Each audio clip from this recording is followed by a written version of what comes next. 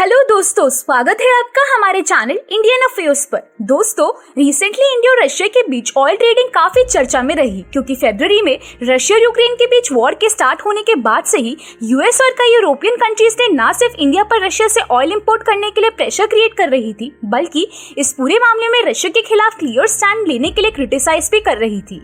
पर कई रीजंस की वजह से इंडिया ने इतने प्रेशर के बाद भी रशिया से ऑयल इंपोर्ट कंटिन्यू रखा। इन रीजंस में से इंडिया की इस सेक्टर में रशिया पर डिपेंडेंसी और रशियन क्रूड ऑयल प्राइस का कम होना था।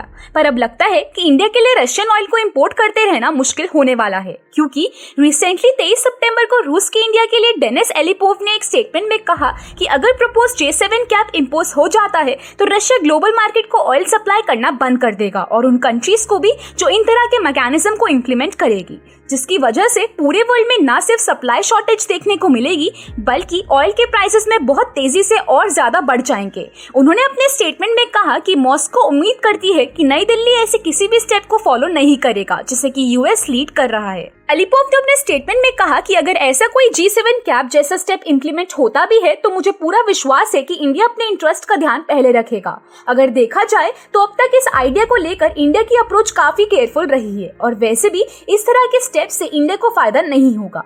इतना ही नहीं, एलिपोव ने आगे रशिया की इंटेंशंस को भी क्लियर करते हुए कहा कि रशिया ऐसे किसी भी मैकेनिज्म को फॉलो नहीं करेगा जिसका कि ट्रेड पर डिटरमिनल इफेक्ट हो।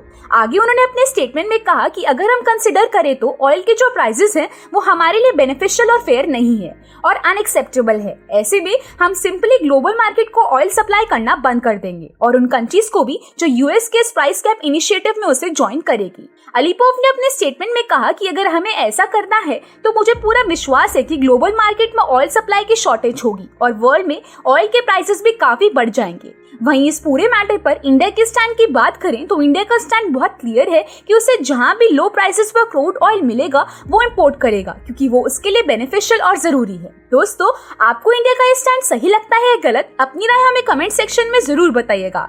तब तक के लिए like, share, subscribe and click the notification bell ताकि आपको हमारी वीडियोस की नोटिफिकेशन सबसे पहले मिले।